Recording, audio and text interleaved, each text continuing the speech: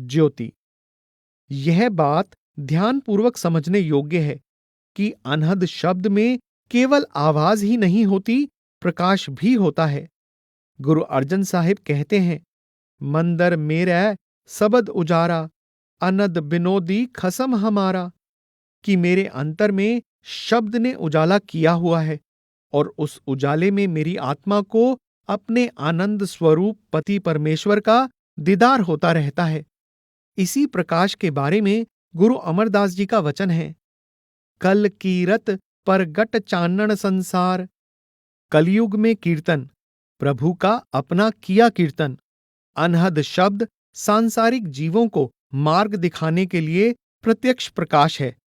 शब्द यानी आवाज द्वारा प्रकाश करने से हैरानी नहीं होनी चाहिए, क्योंकि निरंकार शब्द स्वरूप भी है और ज्योति स्वरूप भी। उस एक में शब्द का गुण है और प्रकाश का भी। असल में जो जीवन सत्ता हर प्राणी के अंदर कार्य करती है, उसको जीवित रखती है, चलाती है, वह उसी निरंकार परम ज्योति का एक अंश होता है। सरब ज्योत में जाकी ज्योत।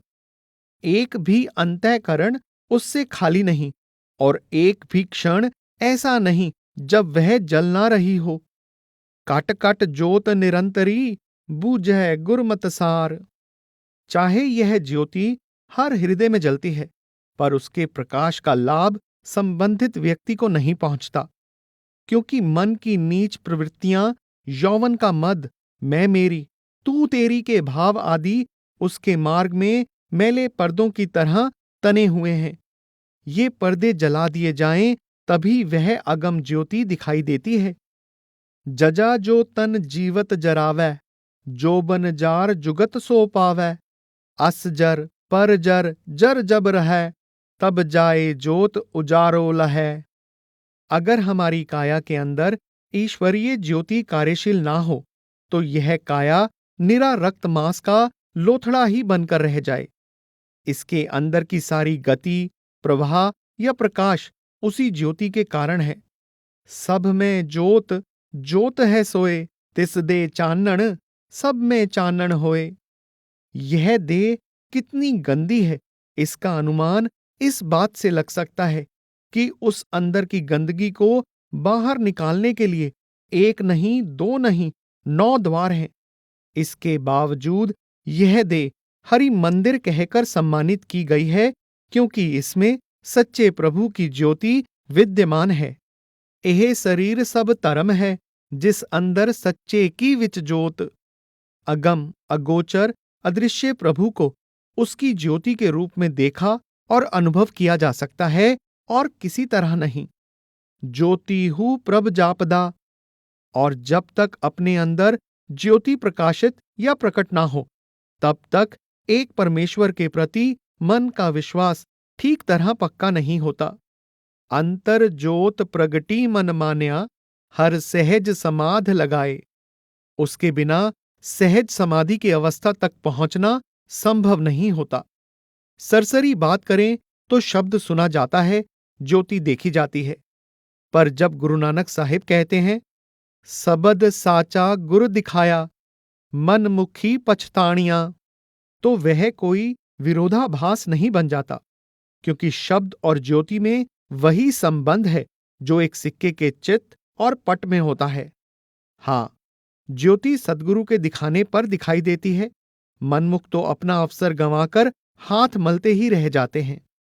जब तक अंतर की गुफा में शब्द ना सुनाई देने लगे, तब तक प्रकाश भी नहीं होता, क्योंकि प्रकाश शब्द में ही है, और शब्द की ज्योति जागृत ना कर ली जाए तो अंदर अंधेरे में कुछ भी दिखाई नहीं देगा और कुछ नहीं मिलेगा। बिन शब्दे अंतर आनेरा, ना वस्त लहे ना चूके फेरा। चाहे आंतरिक गुफा के अंधेरे में नाम जैसे रत्नों के अटूट भंडार हैं, और वहां हरि खुद विराजमान है। इस गुफा में अखुट भंडारा, तिस विच वसै हर अलख अपारा।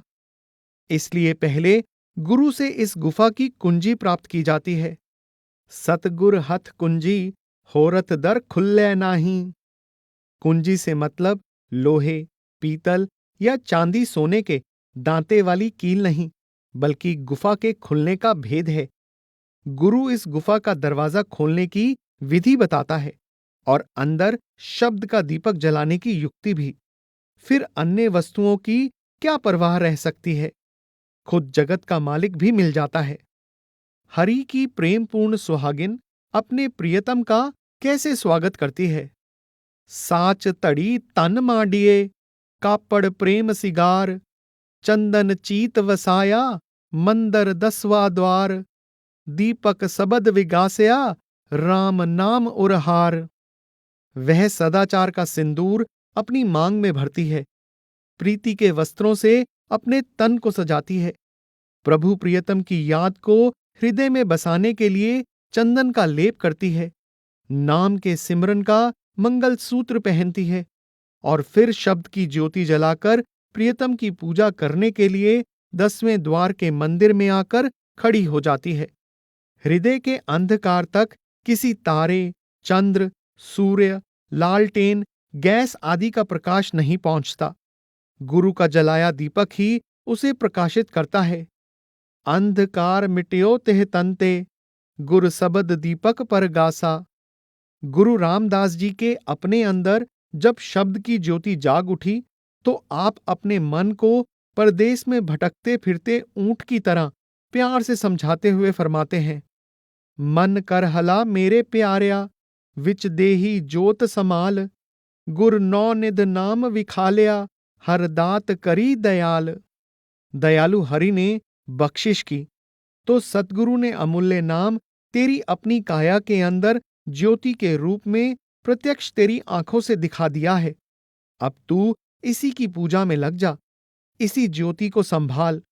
यहां नाम से भाव परमेश्वर का है। जैसे कोई अनजान पथिक किसी भयानक वन में अपने मार्ग से भटक जाए, तो कोई मार्ग का भेदी उसे उसकी कठिनाई से निकाल लेता है, वैसे ही जब किसी पूरे गुरु का सत्संग प्राप्त होता है, तो वह दीक्षा देकर शिष्य के अंदर परमेश्वर की उस ज्योति को प्रकट कर देता है, जो उसके मार्गदर्शन के लिए हर समय उसके हृदय में जागृत रहती है, पर उसके मन के मैल के कारण उसे नजर नहीं आती। ज्यों महा उद्यान मह मार्ग पावै, त्यों साधु संग मिल ज्योत प्रगटावै। इस ज्योति का प्रकाश प्राप्त कर लेने पर आत्मिक मार्ग में आने वाले घोर अंधकार से निकलने में कोई कठिनाई नहीं आती। सागर से बूंद बिछुड़ जाती है तो सागर का कुछ नहीं बिगड़ता, वह पहले जैसा ही भरा पूरा रहता है। दूसरी ओर उससे अलग होकर गंदा होना, कीचड़ बनना, तपना बूंद का भाग्य बन जाता है। पर जब कभी उसे वापस सागर में मिलने का सौभाग्य प्राप्त होता है, वह फिर उस जैसी संपूर्ण हो जाती है। इसी हालत में विचरती है हमारी आत्म ज्योति। ज्योति ज्योत रली, संपूर्ण थिया राम, और सुनहो लोका मैं प्रेम रस पाया।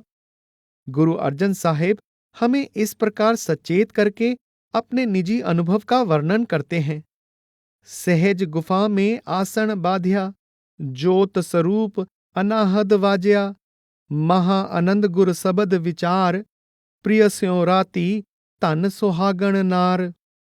जब आत्मा को सांसारिक धंधों में से निकालकर गुफा जैसी शांत सहज अवस्था में ले आए, तो उस ज्योति स्वरूप का अनहद शब्द बजने लगा। गुरु की दया से प्राप्त हुए इस प्रकाशमय शब्द में वृत्ति को जोड़ने से अकथनीय खुशी प्राप्त हुई, मानो कोई विरहणी अपने प्रियतम में लीन होकर सुहागिन हो गई हो। एक अन्य स्थान पर भी आपने स्वीकार किया है कि यह सतगुरु की दया का ही प्रताप था कि मेरे मन मंदिर में दीपक जल उठा। कर कृपा जो सतगुर मिल्यो, मन मंदर में दीपक जल्यो। गुरु नानक साहिब के अनुसार किसी आत्मा का अपने शरीर के अंदर जगमगाती परम ज्योति से मिलना कोई अचानक मुलाकात नहीं होती। इस प्रकार मिलने पर वह फिर से वियोग का दुख नहीं सहती। मिलिया होए न विछुड़ै, जिस अंतर ज्योत अपार। जब कोई नदी जाकर समुद्र में मिल जाती है तो फिर वह किसी हालत में भी उससे अलग नहीं होती। इसी तरह का मिलाप अंश ज्योति का अपनी मूल ज्योति से होता है। ज्यों जल में जल आए खटाना, त्यों ज्योति संग ज्योत समाना। इस प्रकार आत्मा का आवागमन का चक्र सदा के लिए समाप्त हो जाता है। मिट गए गवन पाए बिसराम। ज्योति के संबंध में कुछ और वचन। निर्मल ज्योत सरब जग जीवन, गुर अनहद सबद दिखाया। सारी सृष्टि को जीवन देने वाला प्रभु खुद निर्मल ज्योति है, जिस ज्योति का दीदार गुरु अनहद शब्द द्वारा करवा देता है। जिह मंदर दीपक पर गास्या, अंधकार तहनासा। अज्ञान का अंधकार तभी दूर होता है जब हृदय में शब्द का दीपक प्रकाशमान हो जाए। ज्योति अंदर ज्योत समाणी, आप पछाता आपै। जब आत्मा की ज्योति परमात्मा की ज्योति में समा जाती है, तभी आत्मा अपने मूल को सही रूप में जान पाती है। गुरु नानक साहिब कहते हैं, प्रगटी ज्योत ज्योत में जाता, मनमुख परम पुलाणी। कि हमारे अंदर ज्योति प्रकट हुई और हमने उसमें प्रभु का दर्शन कर लिया, जबकि मनमुख अपने भ्रमों भूलों में ही उलझे रहे। अगम दुर्गम गढ़ रचियो बास, जा मैं ज्योत करे परगास। जिस किले में संसार के पालनहार प्रभु ने अपना वास रखा है, वहां पहुंचना सरल नहीं, अति कठिन है। उसके उस निवास स्थान को एक ज्योति प्रकाशमान करती रहती है और वहां अनहद शब्द के मीठे स्वर सुनने में आते हैं। कासठ में ज्यों है बेसंतर, मथ संजम काड कडी जय। राम नाम है ज्योत सबाई, तत गुरमत काड लई जय। लकड़ी में अग्नि होती है पर छिपी रहती है। अगर कोई चाहे तो युक्ति से उस लकड़ी को रगड़कर उस अग्नि को प्रकट कर सकता है। इसी प्रकार परमेश्वर की ज्योति हर घट में गुप्त रूप से मौजूद है। वह गुरु की शिक्षा के अनुसार अभ्यास करने से प्रकट हो जाती है।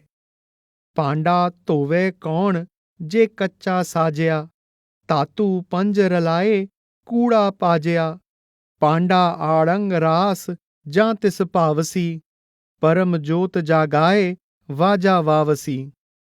मनुष्य शरीर 5 तत्वों को मिलाकर बनाया गया कच्चा घड़ा है। इसकी बनावट ही ऐसी है कि इसे धो मांज कर शुद्ध नहीं किया जा सकता। पर अगर सद्गुरु की ऐसी मौज हो तो इस जैसे कितने ही बर्तनों में प्रभु की परम ज्योति जाग उठती है और अनहद शब्द के स्वर गूंजना शुरू कर देते हैं। शब्द सत्य है, सत्य स्वरूप है। सत्य स्वरूप परमात्मा का एक नाम सच है। आद सच, जुगाद सच, है भी सच, नानक होसी भी सच। और सच है शब्द भी। एको सबद सच्चा निशान।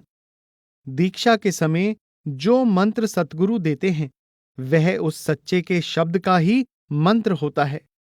गुरु मंत्र सबद सच दीता राम। सत्य स्वरूप को प्यार करने वाले जीवों पर यह भली भांति प्रत्यक्ष हो जाता है कि वाणी यानी शब्द उसी का रूप है। सच बाणी सच सबद है, जहां सच तरे प्यार। गुरु नानक साहिब के अनुसार शब्द की 5 प्रकार की मीठी धुनें प्रभु खुद ही बजाकर सुनाता है। पंच सबद चुणकार निरालम, प्रभ आपे वाये सुनाया। गुरु अमरदास जी अनहद शब्द को कर्ता पुरुष का एक अनोखा चमत्कार कहते हैं। तिन करतै इक चलत उपाया, अनहद बाणी सबद सुनाया। गुरु रामदास जी फरमाते हैं कि गुरु के माध्यम से जो शब्द की धुन सुनाई देने लगती है, वह किसी साज या यंत्र की आवाज नहीं होती, गोविंद की अपनी गरज होती है। आनंद मूल राम सब देखया, गुर शब्दी गोविंद गजया। गुरु अर्जन साहिब के शब्दों में अनहद शब्द परमेश्वर की अति सुंदर रसमय उपमाओं से अतीत वाणी है और वह संतों को प्रिय ही नहीं उनके जीवन का आधार है। तेरे बचन अनूप अपार, संतन आधार बाणी बिचारिये जियो। यही वह साधन है जिसके द्वारा वह अपने अस्तित्व, अपनी मौजूदगी, हाजिरी, व्यापकता को प्रकट करता और उसका अनुभव कराता है। जय जय सबद अनाहद वाजय, सुन सुन अनद करे प्रभ गाजय।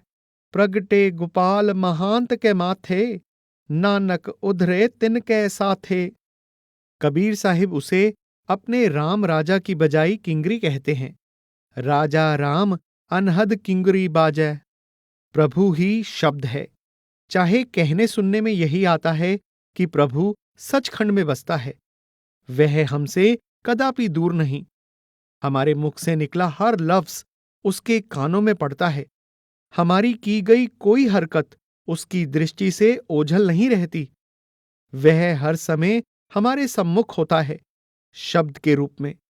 तो भी हम अभागे जीव उसके अस्तित्व का अनुभव नहीं कर सकते। ए मन मत जाने हर दूर है, सदा वेख हदूर। सद सुनदा सद वेखदा, सबद रहया भरपूर। उसने प्रत्येक हृदय में अपने शब्द का दीपक जलाया हुआ है। जह कहें तह भरपूर, सबद दीपक दिपायो। जह सीखे संग्रहियो, तत हर चरण मिलायो। यही भाव गुरु अमरदास जी के इस वाक्य का है। नानक कट कट एको वर्तदा, सबद करे पर गास। ऐसा कौन सा जीव है जिसके अंदर वह मौजूद नहीं। सब में सबद वर्तै प्रभ साचा, तथा हम खुद सबकी गिनती से बाहर नहीं हो सकते। प्रभु की सच्ची वाणी उस शब्द के रूप में जिसका भेद गुरु बताता है, संसार के कण कण में समाई हुई है। तिस जन की है साची बाणी, गुर कै सबद जग माहे समाणी। इसी वाणी के बारे में कहा गया है, वह वह बाणी निरंकार है, तिस जेवड अवर न कोय। जो शब्द गुरु अपने शिष्य के मन में बसाता है, वह अविगत, अगोचर, अपरंपार परमेश्वर ही होता है। अभिगत, अगोचर, अपरंपर, मन गुर सबद वसायो।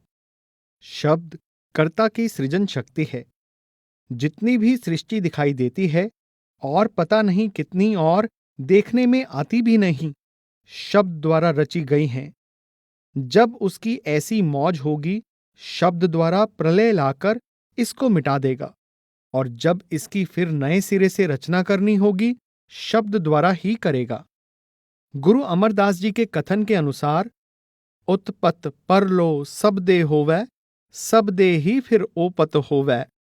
इस संपूर्ण दृश्य और अदृश्य आकार को बनाने और संवारने सजाने वाली शक्ति की महानता पर विचार करते हुए उसके लिए विशेषण अपार का प्रयोग किया गया है। नानक सबद अपार, तिन सब किछ सार्या। चाहें तो कह लें कि शब्द ने सृष्टि की रचना की, और चाहें तो कह लें कि रचनाकार प्रभु ने यह रचना की। बात एक ही है, क्योंकि वे दोनों एक हैं। उत्पत्ति का कार्य उसी एक से होता है, इसमें किसी दूसरे का कोई दखल नहीं। एको सबद एको प्रभ वर्ते, सब एक कसते उत्पत चलै। और तेरा सबद सब तू है वर्तै, तू आपे करे सो होई। कर्ता पुरुष खंडों ब्रह्मांडों की रचना करके ही संतुष्ट नहीं हो गया, उनको चला भी वही रहा है। इतना विशाल ताना तनकर वह बुनाई किसी और को कैसे सौंप सकता था। सारी रचना में व्याप्त भी वह आप ही हो रहा है। उसकी रचना में अनेक धरतियां हैं, अनेक ग्रह, उपग्रह, सूर्य, चंद्र आदि हैं। उन्हें यदि कोई सहारा ना दिया जाता तो उनके आपस में टकराकर टुकड़े टुकड़े हो जाने में एक पल भी ना लगता। जिनके सहारे वे अपने अपने स्थान पर टिके हैं या अपनी अपनी दिशा में चल रहे हैं, वह शब्द है। विण थम्हा गगन रहाए, सबद निसाण्या। सो शब्द ही सृष्टि बनाने वाला है, शब्द ही उसे चलाने वाला है, और शब्द ही चलाए रखने वाला है। जिस शब्द का जिक्र किया जा रहा है, यह वही है जो हम सबके अंतर में अपना निजी महल बनाकर विराजमान है। हम सब उसी के सहारे जी रहे हैं। सबदे धरती, सबदे आकाश, सबदे सबद हुआ परगास। फिर कहते हैं, सारी सृष्ट सबद के पाछै, नानक सबद कटै कट आछै। वेद नाद को सृष्टि का कर्ता मानते हैं। बाइबल वर्ड को रचना के लिए जिम्मेदार कहती है। इस्लाम के यकीन के अनुसार यह कलमा या कुन से अस्तित्व में आई है। इन सब लफ्जों का एक ही भाव है, शब्द। गुरु साहिबान ने खुद इस सृजनात्मक शक्ति के लिए एक से अधिक नामों का प्रयोग किया है, जैसे शब्द, नाम, हुक्म। इस दृष्टि से शब्द, नाम और हुक्म में कोई अंतर नहीं। विचार करें, जेता कीता तेता नाव, और हर हर उत्तम नाम है जिन सिरया सब कोय जियो, तथा नाम के तारे सगले जंत, नाम के तारे खंड ब्रह्मंड, और हुक्मी सभे उपजै, हुक्मी कार कमाहे, और हुक्मी होवन आकार, हुक्म न कहया जाई, और हुक्मी सृष्ट साजयन बहु बित संसारा। आगे कहे गए वचनों से इस कथन की और पुष्टि होती है। हुक्म मन्ने सो जन परवान, गुर कै सबद नाम निशान, और गुर का सबद दारू हर नाव। कर्ता और शब्द।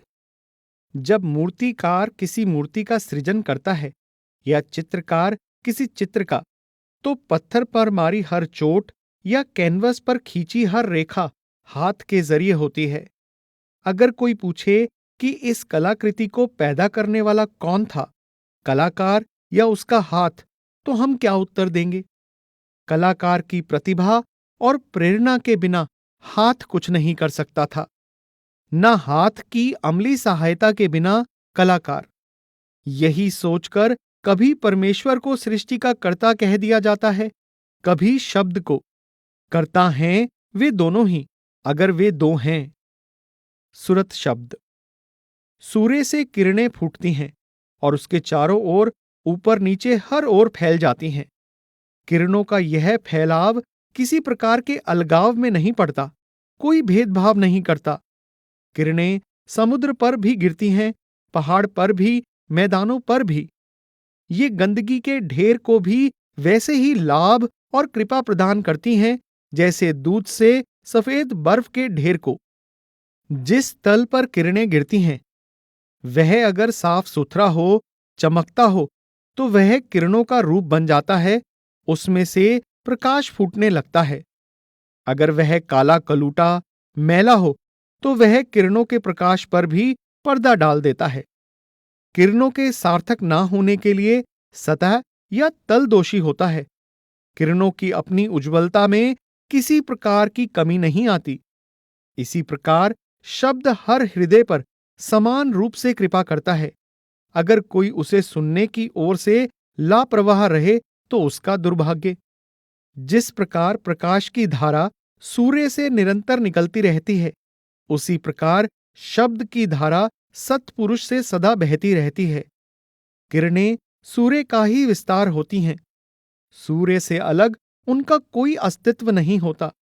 इसी प्रकार शब्द सत्पुरुष का विस्तार है, सत्पुरुष का ही अंश और सत्पुरुष का ही रूप है। सूर्य के प्रकाश की तरह शब्द के फैलाव की भी कोई सीमा नहीं। यह सृष्टि के कण कण तक पहुंचता है, हर प्राणी के अंदर गूंजता है। जब हम अपनी कोठरी का दरवाजा, खिड़की और रोशनदान पूरी तरह बंद कर लेते हैं, तो उसके अंदर सूर्य का प्रकाश प्रवेश नहीं कर सकता। इसी प्रकार अगर हम अपनी सूरत के कान बंद रखें, तो हमें शब्द सुनाई नहीं देता। चाहे कमरों के द्वार लगभग प्रतिदिन खोल दिए जाते हैं, सूरत के कानों पर से कोई भाग्यशाली ही उंगली हटाता है। आम लोगों की बोली में सूरत होश को कहते हैं। आध्यात्मिक भाषा में सूरत का अर्थ आत्मा लिया जाता है, या आत्मा की शब्द धुन को सुनने की शक्ति। मनुष्य जन्म का एकमात्र उद्देश्य आत्मा को परमात्मा में लीन करना है, और इस उद्देश्य की पूर्ति होती है सुरत को शब्द में लीन कर देने से। इस लीनता की प्राप्ति के लिए की गई कमाई को सुरत शब्द योग कहना अधिक सही है। सुरत शब्द योग के सामर्थ्य के बारे में कोई शंका नहीं हो सकती। इसकी सफलता की दर 100% है। अचूक होने के साथ साथ यह अभ्यास आसान भी बहुत है। फिर भी कोई बिरला भाग्यशाली इस राह पर आता है। जन्म जन्मांतरों में किए मंद कर्मों के फलस्वरूप हमारे अज्ञानी मन और बुद्धि शरीर को ही अपना सब कुछ समझने और मानने लगते हैं। शरीर का तापमान 1-2 दर्जे बढ़ जाए तो हम कहते हैं कि मुझे बुखार हो गया है। किसी कारण मांस या चर्बी में कमी आती दिखाई दे तो अपने मिलने वालों से कहेंगे कि मैं तो सूखता जा रहा हूं। यथार्थ में तन आत्मा का ओढ़ना है। आम तौर पर हम अपनी खुराक और पोशाक रोज ही बदलते हैं। इसी तरह आत्मा को अपना चोला बदलने में अधिक देर नहीं लगती। अगर कोई एक योनि भोगते हुए कुछ वर्ष बीत जाते हैं, विचार करें सदैव के संदर्भ में वर्षों का क्या महत्व है, तो कीड़े मकोड़ों जैसी योनियां कुछ दिनों में ही खत्म हो जाती हैं। भ्रमों में उलझा मन नश्वर शरीर और क्षणभंगुर यानी अस्थायी सुखों स्वादों के लिए तरह तरह से भटकता फिरता है। उसके मार्ग भ्रष्ट होने की सुविधा के लिए 9 दरवाजे हर समय खुले रहते हैं। वह कभी भी चला जाए, कहीं भी चला जाए। इसके विपरीत उसकी सही मंजिल का एक ही रास्ता वज्र के कपाटों से बंद है। प्रभु की दया से कोई पूर्ण सद्गुरु मिलता है, तभी उसके खुलने का योग बनता है।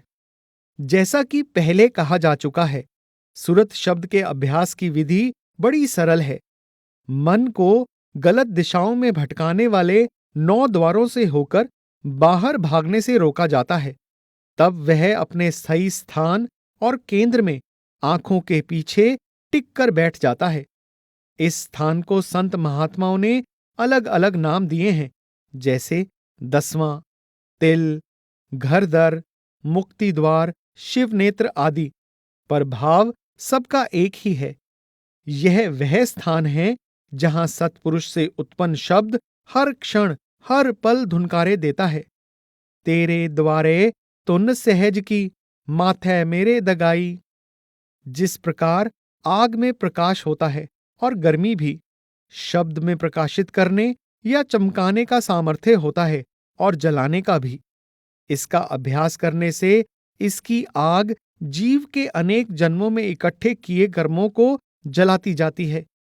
उसका मन निर्मल होता चला जाता है और ऊंचे मंडलों की ओर उड़ान भरने के लिए हल्का हो जाता है। आंतरिक आंख पर से अज्ञान का मोतियाबिंद उतर जाने से उसे शब्द के प्रकाश का अनुभव होने लगता है। शब्द की धुन से उसे दिशा तथा ज्योति से मार्गदर्शन मिलता है, और इस तरह वह सहज ही अपने मार्ग के पड़ाव बारी बारी पार करते हुए अपने निश्चित मकाम शब्द के स्रोत पर पहुंच जाता है, अर्थात सत्पुरुष की दरगाह में पहुंच जाता है। किरण का पीछा करने से सूर्य तक पहुंचा जा सकता है। मार्ग भूलने का कोई डर नहीं हो सकता। इसी प्रकार सच्चे शब्द के पीछे लगने पर कहीं खो जाने की कोई गुंजाइश नहीं होती। जिस प्रकार जड़ों के चारों ओर लिपटा कीचड़ कमल के फूल को जरा भी गंदा नहीं करता, और कई पहर तालाब में तैरते रहने पर भी मुर्गाबी के पंख उड़ते समय पानी से तनिक भी गीले नहीं होते, उसी प्रकार शब्द की शरण में आई आत्मा बड़ी आसानी से संसार सागर को पार कर जाती है। जैसे जल में कमल निरालम, मुर्गाई नैसाणे, सुरत सबद पवसागर तरिए, नानक नाम वखाणे। गुरु नानक साहिब आगे कहते हैं कि जब गुरु की बख्शिश के फलस्वरूप सुरत और शब्द का मेल होता है, तो सुरत यानी आत्मा हर तरह के बंधनों से मुक्त हो जाती है। उसकी जन्म मरण की कैद समाप्त हो जाती है और वह धुर दरगाह में आदर का पात्र बन जाती है। मुकत पई बंधन गुर खोले, सबद सुरत पत पाई। अगर सुरत को शब्द में स्थिर कर लिया जाए तो सत्य स्वरूप हरि के प्रत्यक्ष दर्शन हो जाते हैं। नानक दास हर कीर्तन राता, सबद सुरत सच साखी। गुरु नानक साहिब के समय आत्मिक जगत से जुड़े हुए कुछ विशेष शब्दों का अक्सर प्रयोग किया जाता था और वे हर जबान पर चढ़े हुए थे, इसलिए उन्हें समझने में कोई कठिनाई नहीं होती थी। गुरु नानक साहिब और दूसरे गुरु साहिबान ने उन लफ्जों का बिना संकोच के प्रयोग किया है और उनकी व्याख्या की कोशिश नहीं की है। सुरत शब्द या शब्द सुरत उन्हीं लफ्जों में से एक है। आज टीवी लफ्ज मुंह से निकले तो कोई अनपढ़ व्यक्ति भी जान जाएगा कि इसका अर्थ टेलीविजन है। वह यंत्र जिसके द्वारा दूर के स्थानों से दिखाई सुनाई चीजें अपने घर बैठकर देखी सुनी जा सकती हैं। सुरत शब्द से सूचित होता है सुरत का शब्द में समाना। सुरत पूर्ण एकाग्रता से शब्द में लिव जोड़ती है तो हर प्रकार के संकल्प शांत हो जाते हैं और इस अभ्यास को जारी रखने से सुरत का अस्तित्व मानो एक सिरे से मिट जाता है और केवल शब्द ही शब्द बाकी रह जाता है। सुरत को शब्द से कैसे जोड़ना है, मनमुखों को इसका ज्ञान नहीं होता और इसकी विधि जाने बिना, इसका अभ्यास किए बिना उनका जन्म मरण कभी खत्म नहीं होता। साकत नर सबद सुरत क्यों पाइये, सबद सुरत बिन आइये जाइये। सहज धुन। शब्द अभ्यास का पहला कदम नाम जपना है। सद्गुरु द्वारा बताए गए नाम का सिमरन करना। यह सिमरन मन से होना चाहिए, पर मन अपनी स्वाभाविक चंचलता के कारण लगातार सिमरन करने में कभी शामिल नहीं होता। थोड़ी सी रुचि घटते ही वह जीभ को जाप के काम में जुटा छोड़कर आप भाग जाता है।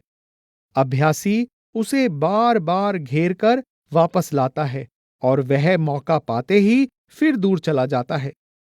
नाम अभ्यास के किसी सीमा तक पक जाने से जबान की आवश्यकता नहीं रहती। जब तक पाठ कच्चा हो, विद्यार्थी उसे ऊंचे ऊंचे बोलकर याद करते हैं। पके हुए को दोहराना बिना बोले मन के द्वारा खुद ही हो जाता है। मन से नाम जपना सिमरन कहलाता है। सुमिरन या सिमरन का मूल पद स्मरण है और स्मरण का अर्थ है याद करना। सुमिरन या सिमरन के लिए मन का जाप के प्रति गहरा रुचिपूर्ण सहयोग चाहिए। वह जाप से अलग हो जाता है तो जबान मशीनी तौर से नाम दोहराती रहती है। सिमरन में मन की गैर हाजिरी एक प्रत्यक्ष कमी पैदा कर देती है, जैसे कैमरा क्लिक करने पर भी फोटो आने से रह जाए या घोड़ा दबाने के बावजूद कारतूस ना चले। जब सिमरन के पैर जमते हैं तो मन की मैल उतरने लगती है। जब मन निर्मल होता चला जाता है तो अंतर में अनहद शब्द की धुन का अनुभव आरंभ होता है। यह शब्द खुद परमेश्वर का पैदा किया हुआ संगीत है और हर अंतर में बिना किसी भेदभाव के पहुंचता है। पर यह तब तक सुनाई नहीं देता जब तक मन पर जमी भोगों की गंदगी सुरत को अचेत या गाफिल किए रखती है। शब्द में अगम का संगीत होता है जो अत्यंत रसीला है। यह चित्त को अच्छा लगता है, पर फिर भी आवश्यक एकाग्रता से नहीं सुना जाता, क्योंकि मन को जन्म जन्मांतरों से इंद्रियों के रस का स्वाद लेने का चस्का लगा हुआ है। उसे यही अच्छे लगते हैं और आसानी से उससे छोड़े नहीं जाते। अगर किसी को अफीम खाने की आदत पड़ी हुई है तो वह यह जानते हुए भी कि यह नशा शारीरिक, मानसिक, आत्मिक हर दृष्टि से हानिकारक है, उसके बिना रह नहीं पाता। इसी प्रकार मन यह समझते बूझते हुए भी कि इंद्रियों के स्वाद लोक और परलोक दोनों के लिए घातक हैं, अपने आप को उनसे अलग नहीं कर पाता। पर दृढ़ता से की गई साधना मन के पंख काट देती है। वह स्थिर हो जाता है और तब उसे शब्द के अमृतमय रस की कद्र मालूम होने लगती है। आखिर वह इसी को अपने जीवन का आधार बना लेता है तथा क्षण भर भी शब्द से अलग नहीं रहना चाहता। वही शब्द जो सुनाई देने लगता था और हट जाता था, फिर सुनाई देने लगता था और फिर बंद हो जाता था, अब निरंतर सुनाई देने लगता है। एक रस और बिना यत्न, अंतर ज्योत निरंतर बाणी। शब्द की इस आवाज या गूंज को गुरबाणी में सहज धुन कहा गया है। सतगुर सेवे ता सहज धुन उपजै, गत मत तद ही पाए। नाम और शब्द। नाम के सिमरन में उद्यम अभ्यासी का होता है, यानी नाम सिमरन करते हुए अभ्यासी मानो परमेश्वर से मिलने चल पड़ा हो। शब्द के अभ्यास अर्थात भजन यानी धुन सुनने के अभ्यास में परमेश्वर खुद शब्द रूप में उसकी ओर चलकर आता है। वह अभ्यासी के अंतर में पहले पहुंचता है, अभ्यासी बाद में। शिष्य के अपने एक कदम उठाने से पहले परमेश्वर करोड़ कदम उठा चुका होता है। भाई गुरदास ने यही कहा है, चरण सरन गुरु एक पैंडा जाई चल, सतगुरु कोट पैंडा आगे होए लेत हैं। अक्षरी नाम और शब्द। जिस अनहद शब्द के द्वारा हरि जीव को अपने घर बुला सकता है, अनहद सबद वजाए हर जियो कर आए, उस शब्द को सुनने के लिए सिमरन की सहायता लेनी पड़ती है। जेट हवाई जहाज उड़ाने के लिए बनाए जाते हैं। वे एक बार उड़ान भर लेते हैं तो मीलों तक बिना रुके उड़ते चले जाते हैं, पर वे एकदम जमीन से उठकर आकाश में नहीं पहुंच जाते। उनको ऊंचा उठने के लिए हवाई पट्टी पर दौड़ लगानी पड़ती है। इस दौड़ का मतलब धरती की पकड़ को तोड़ना होता है। अक्षरी नाम का सिमरन प्रभु प्राप्ति के सफर के लिए ऐसी दौड़ का कार्य करता है। इस सिमरन से सच्चे शब्द तक रसाई होती है और शब्द आगे ले जाकर परमपिता की गोद में बिठा देता है। सिमरन की इस अमूल्य उपयोगिता के बारे में गुरु अर्जन साहिब ने सुखमनी में कहा है, प्रभ कै सिमरन अनहद चुनकार। जब शब्द सुनाई देने लगता है तो उसके बाद जो नाम का अभ्यास किया जाता है वह शब्द की कमाई के रूप में ही किया जाता है। सबदे नाम त्याइये, सबदे सच समाये। दूसरे शब्दों में सिमरन का कार्य मन रूपी बर्तन को साफ करना और सुरत की शरीर से सिमटकर शब्द के साथ जुड़ने में मदद करना है। गुरु नानक साहिब का वचन है कि जो व्यक्ति गुरु के उपदेश के अनुसार नाम का सिमरन करता है उसे सच्चा हरिभक्त समझो। उसको अपने हृदय में अनहद शब्द की ध्वनि का अनुभव होता है। गुरमत राम जपै जन पूरा, तित कट अनहत बाजे तूरा। प्रभु के नाम को दोहराकर उसे याद यानी स्मरण करना सिमरन है और अंतर में सुनाई देने वाली धुन में लिव जोड़ना और उस पर ध्यान केंद्रित करना शब्द अभ्यास है। यह अंतर गुरु अमरदास जी के इन वचनों से स्पष्ट हो जाता है। नाम न चेते सबद न विचारे, एह मन मुख का आचार। यह सही है कि अधिकतर स्थानों पर नाम और शब्द का समान अर्थों में प्रयोग किया गया है। ऐसा करते हुए यह मान लिया जाता है कि जो अभ्यासी अनहद शब्द की कमाई कर रहा है वह नाम सिमरन के रास्ते से ही वहां तक पहुंचता है और जो ध्यान पूर्वक नाम सिमरन कर रहा है वह शब्द अभ्यास तक पहुंच ही जाएगा। वैसे नाम भी प्रभु का, शब्द भी प्रभु का, इस दृष्टि से उनमें अंतर है भी नहीं। सबद मरै। गुरु नानक साहिब फरमाते हैं, सबद मरै फिर मरण न होए। जब सुरत शब्द के अभ्यास से सत्संगी को यह अनुभव हो जाता है कि मैं अपने शरीर का ही कोई अंग या अंश नहीं, इससे कोई अलग और ऊंची चीज हूं, मेरा सच्चा आदि और स्थायी नाता इस लहू और मिट्टी के आकार से नहीं, इस आकार के अंदर व्याप्त इसमें कार्य करती ईश्वरीय सत्ता से है, तो वह अपने त्रिगुणात्मक शरीर के लिए मर जाता है और उस सत्ता में जी उठता है। इस प्रकार जीवित होने पर उसे फिर नहीं मरना पड़ता। सबद मरै सो मर रहे, फिर मरे न दूजी बार। यह कल्याणकारी मौत उसे मुक्ति का अधिकारी बना देती है। सबद मरे ता उधरै, पाए मोख द्वार। उसका जन्म मरण का सिलसिला सदा के लिए खत्म हो जाता है। सबद मरै मन मारे अपना, मुक्ति का दर पावण्या। और सबद मरो फिर जीवो सदहि, ता फिर मरण न होई। सबद निशान। सच्चे मालिक की दरगाह सच्ची है। उस दरगाह में पापों, दुष्कर्मों से मलिन आत्माएं प्रवेश प्राप्त नहीं कर सकती। जिस आत्मा पर शब्द की मोहर लगी हो, वही उसमें दाखिल होने के लिए स्वीकार की जाती है। भाव केवल शब्द के अभ्यास से ही मालिक के साथ एक रूप हुआ जा सकता है। सच तेरा दरबार सबद निशाण्या, सच्चा सबद विचार सच समाण्या। कर्मों का हिसाब हर एक को देना पड़ता है, चाहे वह छोटा हो या बड़ा। पर जो जीव यहां पर पूर्ण गुरु के द्वारा शब्द के साथ जोड़ दिए जाते हैं, उनसे किसी प्रकार की पूछताछ नहीं होती। जैसे कि गुरु नानक साहिब फरमाते हैं, अग्गै पुछ न होवई, जे सण निशाणे जाए। किसी की क्या मजाल कि इस तरह अंकित हुए प्राणी का मार्ग रोक ले। सच्चे सबद निशान ठाक न पाइए।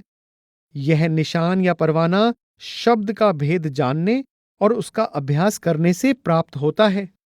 हुक्म बूझै सोई परवान, साच सबद जाका निशान। जिन सौभाग्यशाली अभ्यासियों को अंतर में शब्द की धुन सुनाई देने लगती है, उनका हरि के दर पर आदर पाना निश्चित हो जाता है। नानक ते मुख उजले, तुन उपजय सबद निशान। कल्पना करें उस अलौकिक आनंद की, जिसके प्रभाव के अधीन कोई महापुरुष विवश हो पुकार उठता है, तू मेरा बहुमान करते, तू मेरा बहुमान। जोर तुम्हारे सुख वसा, सच सबद निशान। सच सबद निशान की व्याख्या करते हुए भाई वीर सिंह जी लिखते हैं, मुराद है कि सच्चा शब्द निशान होकर मुझ पर पड़ा हुआ है, इसलिए आपसे मेरा निरंतर संबंध प्रकट है। निशान से भाव है कि मुझ पर आपका जन होने का एक निशान पड़ गया है, वह है शब्द। कई बार दो दो, चार चार चरवाहों की भीड़ें एक ही चरागाह में इकट्ठी हो जाती हैं, पर वे आपस में मिल नहीं जाती, क्योंकि हर मालिक ने अपने स्वामित्व के जानवरों पर अलग रंग छिड़क रखा है और उस रंग के होते हुए पहचान करने में कोई कठिनाई नहीं आती। चाहे प्रभु के शब्द का संगीत हर प्राणी के अंतर में गूंजता है, फिर भी यह अनुभव उसी को होता है जिस पर प्रभु कृपालु हो। उसे शब्द निरंतर सुनाई देता है, इसलिए वह हर पल इस बात की साक्षी देता है कि यह जीव कुल मालिक का अपनाया हुआ है, उसकी शरण में है। इस अपनेपन की दात का जितना भी सम्मान किया जाए कम है। मन पर काबू। मन की चंचलता का यह हाल है कि वह किसी समय भी स्थिर नहीं होता, हर समय मस्त हाथी की भांति झूमता हुआ घूमता फिरता है। अभी पश्चिम की ओर दौड़ रहा है तो अगले पल पूर्व की ओर दौड़ पड़ेगा। समुद्र की लहरें भी हवा के रुकने पर किसी समय शांत हो सकती हैं, पर मन की तरंगें एक क्षण भी नहीं रुकती। इसे वश में करना आध्यात्मिक मार्ग पर पहला कदम उठाना है, और यह कदम उठाया जाता है शब्द की लाठी पकड़कर। मन मैगल गुर सबद वस आया राम। और मन के तरंग सबद निवारे, रसना सहज सुभाई। किसी अभ्यासी का मन को मारने का यत्न सफल हुआ है कि नहीं, अगर हुआ है तो कितना, इसकी परख शब्द की कसौटी से की जा सकती है। अगर शब्द रूपी अमृत का स्वाद लेते हुए किसी अन्य रस का लोभ ना सताए, तो विश्वास किया जा सकता है कि मन निर्मल हो गया है, अन्यथा नहीं। गुरमुख आपना मन मारया, सबद कसवटी लाए। मैल और चोर। पीतल या कांसे के बर्तन को आग पर चढ़ाने के बाद हर बार मांज लिया जाए तो वह बड़ी आसानी से साफ हो जाता है, क्योंकि धुआं, चिकनाई और किसी भी अन्य प्रकार के मैल धातु के अंदर समा नहीं सकते। लेकिन ऐसे आलसी लोग भी होते हैं जो बर्तन को काम में लेने के बाद अंदर से तो पोंछ लेते हैं, पर उसके पैंदे को हाथ तक नहीं लगाते। समय पाकर पैंदे की कालिख इतनी पक्की हो जाती है कि वह किसी तरह नहीं उतरती। इस जन्म में आने से पहले मनुष्य ने पता नहीं कौन कौन सी योनियां भोगी हैं और कौन कौन से कर्म इकट्ठे कर लिए हैं। यहां भी वह काम, क्रोध आदि का बंदी बनकर बुरे आचरण में डूबा रहता है। उसके बुरे कर्म संस्कारों के रूप में संचित होते रहते हैं। अनेक बार आत्मशुद्धि के लिए किए गए उपचार भी रस्मी धर्म की रीतियां पूर्ण करने के रूप में किए जाते हैं और उनके कारण हृदय और अधिक मलिन हो जाता है। अगर गुरु से सुमति लेकर शब्द का अभ्यास किया जाए तो जन्म जन्मांतरों की एकत्रित मलिनताएं ही दूर नहीं होती, बल्कि बुरे कर्मों के प्रेरक 5 चोरों से भी छुटकारा मिल जाता है। किसी दलदल भरे पोखरे के किनारे बैठकर उसके गंदे पानी से कपड़े धोने लगें तो उनके और अधिक गंदे हो जाने का भय रहता है। झूठ झूठ से नहीं मिटाई जा सकती। मन पर जमी घने मैल की परतों को केवल शब्द का खार ही उतार सकता है।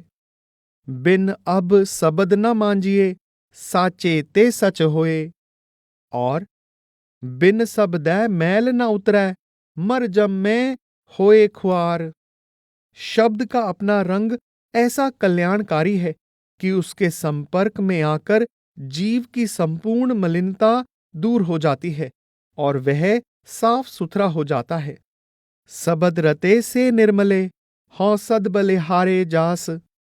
शब्द का बोध हो जाने पर ही मदमस्त मन से पंजा लड़ाने की सामर्थ्य पैदा होती है और आशा तृष्णा को मारकर प्रभु प्राप्ति के मार्ग पर चला जा सकता है। सबद सूझे ता मन स्यों लूझै, मनसा मार समावण्या। शब्द के प्रकट होने पर काम, क्रोध आदि 5 विकार चुपचाप चले जाते हैं। वे इस समर्थ का तेज सह नहीं सकते। सबद रते से निर्मले, तज काम क्रोध अहंकार। और देही नगर तस्कर पंच धातु, गुर सब्दी हर काडे मार। और अंतर में जितनी भी गंदगी पैदा होती है, काम, क्रोध आदि वासनाओं से ही पैदा होती है।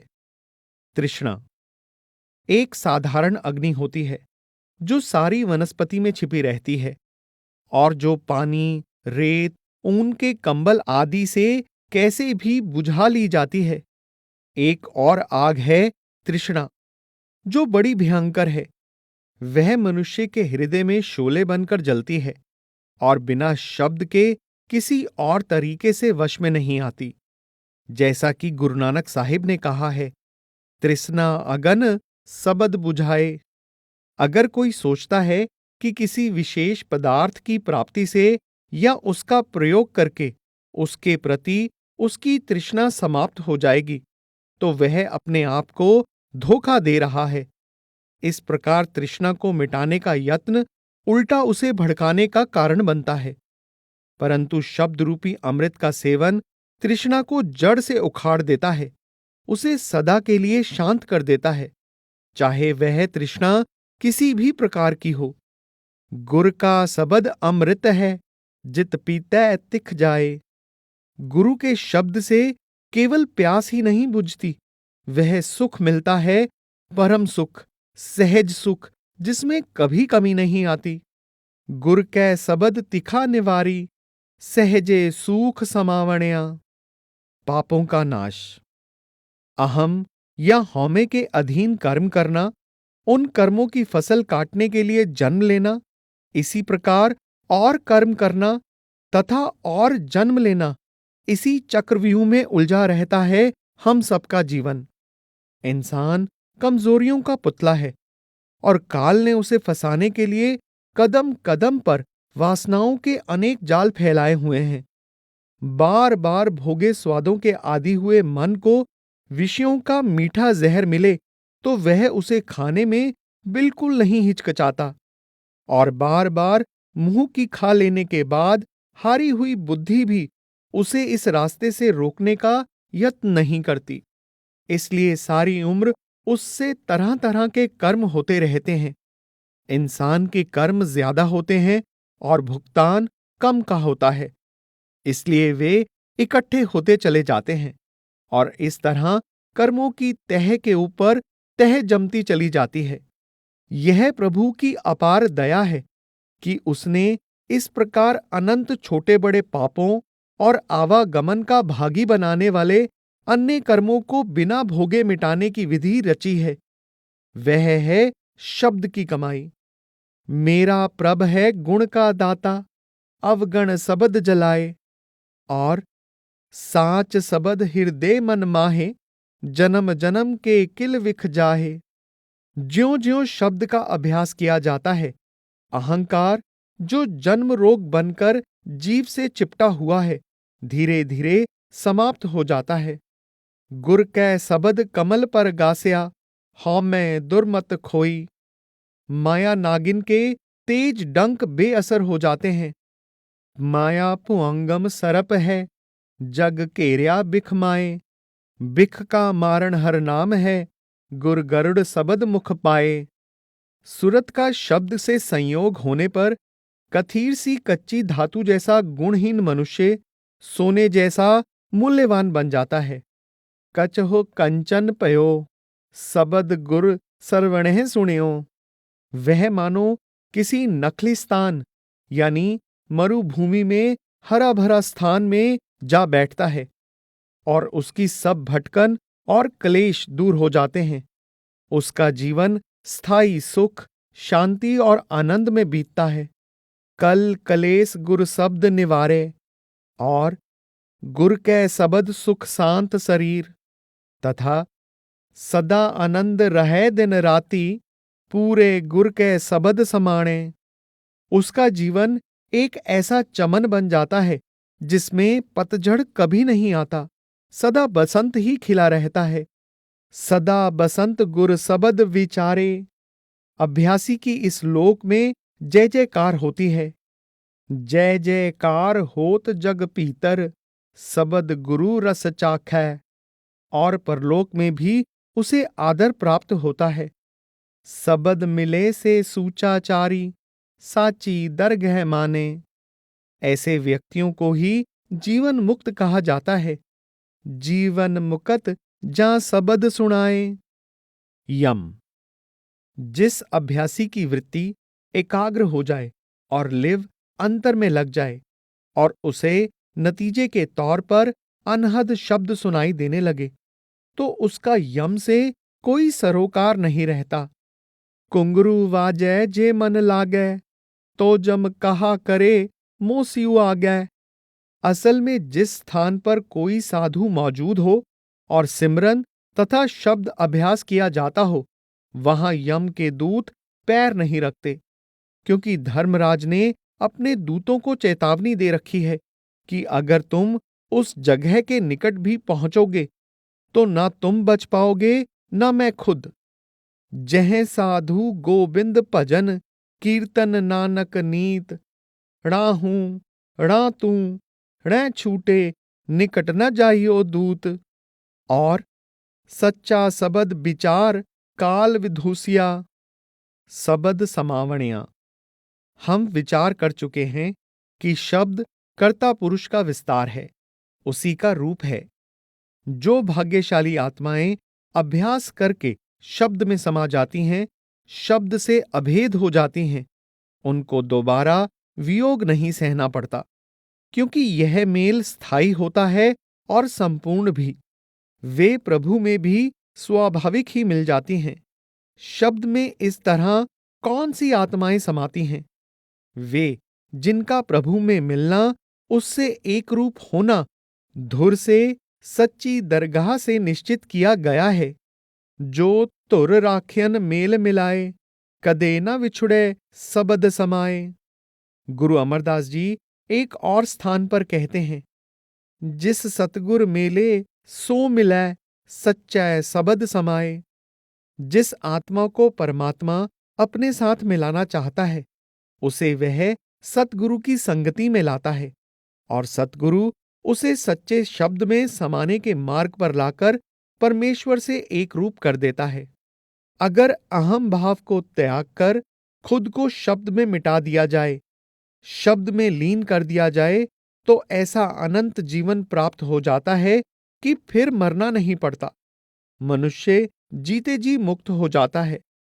हम सबद मुए, सबद मार जिवाले, पाई सबदे ही मुक्कत पाई। यह गुरु अमरदास जी का वचन है। परमेश्वर से अभेद हो जाने और अनंत जीवन के अधिकारी बन जाने के बाद उच्चारण किया हुआ शब्द सुरत का गुरु है, बड़ा ही दयालु और उदार हृदय गुरु। अगर मन में इस गुरु का प्रेम जाग उठे, अगर मन पर उस प्रेम का रंग चढ़ जाए, तो आत्मा गुरु के द्वारा हरि में लीन हो जाती है। सबद गुर दाता, जित मन राता, हर स्यों रहे असमाई। शब्द में रच जाने की, समा जाने की अवस्था कितनी रसमय है। कबीर साहिब ने बताना चाहा पर बता ना पाए। पिंड मुए, जियो किह कर जाता, सबद अतीत अनाहद राता। जिन राम जान्या, तिन्हें पछान्या, ज्यों गूंगे साकर मन मान्या। देश काल के सीमाबद्ध जगत में अगम देश की बातें कोई कैसे समझेगा, समझाने वाला कैसे समझाएगा। शब्द भेदन। परमात्मा से बिछुड़ी और मन के वश में पड़ी आत्मा बुरे कर्मों में लथपथ हो जाती है, जो कभी ऊंची से ऊंची थी, पतन के गहरे खड्डे में जा गिरती है। पर जब सतगुरु शब्द द्वारा हौमे और द्वैत के पर्दे उतार देता है, तो वह फिर से निर्मल हो जाती है, सत्य स्वरूप में समाने के योग्य हो जाती है। तुम साचे, हम तुम ही राचे, सबद भेद फुन साचे। जब तक वह शब्द द्वारा बिंध नहीं जाती, प्रभु के दरबार में प्रवेश प्राप्त नहीं कर सकती। जब लग सबद न पेदिए, क्यों सोहे गुरुद्वार। हृदय में शब्द के बस जाने पर आत्मा को अपने मूल की पहचान हो जाती है, और वह खुद पुकार उठती है, मैं वही हूं। सोहंग आप पछाणिए, सबद भेद पति आए। जबकि यह छलांग हर एक नहीं लगा सकता, लेकिन जो भी शब्द को भेदने में सफल हो जाता है, उसे सचखंड का स्वामी अवश्य अपने महल में बुला लेता है। सबद भेद कोई महल पाए, महले महल बुलावणिया। शब्द यानी प्रभु की पहचान। प्रभु अगर अभ्यासी के सामने आकर खड़ा हो जाए, वह तो भी नहीं जान सकेगा कि यह प्रभु है, क्योंकि जैसा हमें बताया गया है, प्रभु का ना कोई चिन्ह है, ना रंग रूप है, ना वर्ण, ना जाति। चक्र, चिन्ह, अर बरन जात, अर पात नहन जिह। रूप रंग अर रेख पेख, को कह न सकत केह। सो उसकी पहचान तभी हो सकती है जब कोई पास खड़ा होकर बताए कि यह वह है, और बताने वाले ने खुद उसे देखा हो। गुरु खुद शब्द का रूप होता है, प्रभु में समाया होता है, इसलिए ऐसी पहचान उसी से मिल सकती है। गुरमुख सबद पछाणिए, हर अमृत नाम समाए। शब्द का अर्थ है परमेश्वर। उपरोक्त पहचान हो जाने पर आत्मा और परमात्मा का भेद समाप्त हो जाता है। आत्मा नामी से उस प्रभु से एक रूप हो जाती है। हर अमृत नाम समाए। शब्द अमृत। हरि रस, नाम रस, शब्द अमृत की महिमा में बहुत कुछ कहा गया है।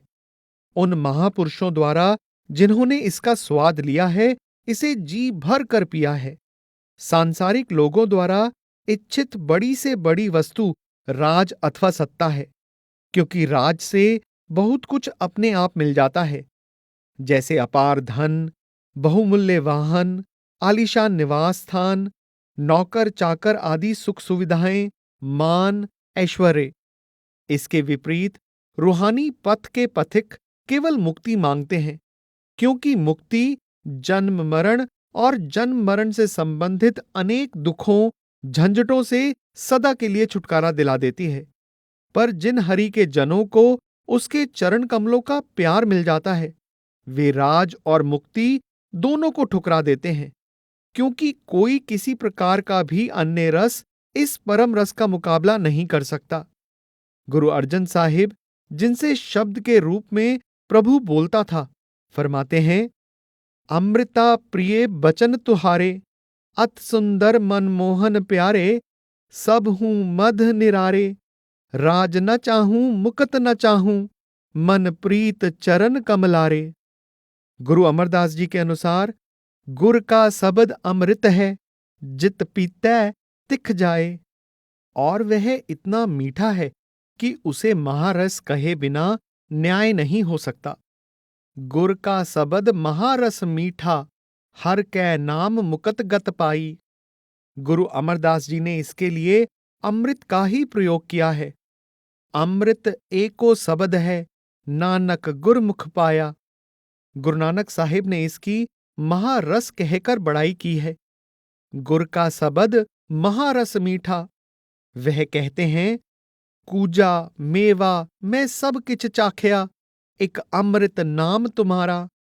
अर्थात मैंने प्रकृति की दी हुई और मनुष्य के हुनर से बनी मीठी से मीठी चीजें, फल, मिश्री आदि खाकर देखी हैं, पर उनमें से कोई भी नाम के रस के बराबर नहीं है, क्योंकि नाम केवल मीठा ही नहीं है, वह तो अमर जीवन प्रदान करने वाला अमृत है। हरि रस पीने से तृप्ति तो आती ही है, अमर जीवन भी प्राप्त हो जाता है। जो जो पीवै सो तृप्तावै, अमर होवै जो नाम रस पावै। हरि रस अनुभव किया जा सकता है, उसकी कथा नहीं कही जा सकती, उसके गीत नहीं गाए जा सकते। यह वैसे ही है जैसे गूंगा गुड़ खाकर अपने आप में चाहे झूम तो ले, उसकी प्रशंसा में कह कुछ नहीं सकता। कबीर साहिब कहते हैं, कहो कबीर गूंगे गुड़ खाया, पूछे ते क्या कहिए। शब्द का अमृत हर हृदय में बिना किसी भेदभाव के प्रतिदिन प्रति पल बरसता है, पर उसे सतगुरु की अपार कृपा से कोई कोई ही पीता है। अमृत वरसै सहज सुभाए, गुरमुख विरला कोई जन पाए। मनमुखों के अंतःकरण तो उल्टे किए हुए बर्तन हैं। अमृत के 1000 बादल बरस जाएं, उनमें तब भी एक छींटा नहीं पड़ता। ऊंधे पांडे कछु न समावै, सीधे अमृत परै निहार। गुरु नानक साहिब कहते हैं कि शब्द की संवारी हुई आत्माओं को ही केवल हरि रस का स्वाद मिलता है। सबद सवारी आस अमृत पीव्या। अभ्यास के आरंभ में अभ्यासी को ऐसा महसूस होता है कि वह शब्द यानी नाम के स्वाद से बिल्कुल खाली है। अगर कड़वा नहीं तो खट्टा सलोना भी नहीं। मानो अभ्यासी को पत्थर की सिल चाटने का हुक्म दे दिया गया हो। सिल जोग अलूणी चटिए। नाम के रसहीन होने का यह भ्रम मन के पिछले संस्कार पैदा करते हैं। अफीम कड़वी होती है, तंबाकू बदबूदार, पर उनका सेवन करने वालों को दोनों में कोई खराबी नजर नहीं आती। इसका कारण यह है कि इन नशों का प्रयोग करते करते उनको इनकी आदत पड़ जाती है। फिर ना एक का कड़वापन अखरता है, ना दूसरे की बदबू। इसी प्रकार घटिया पदार्थों का आदी हुआ मन नाम के सूक्ष्म रस की ओर से बेसुध हो जाता है। फरीदा शक्कर खंड निवात गुड़, माखियो मांझा दूध, सभे वस्तु मिठियां, रब न पुज्जन तुध। और अनहद तुनी मेरा मन मोह्यो, अचरजता के स्वाद।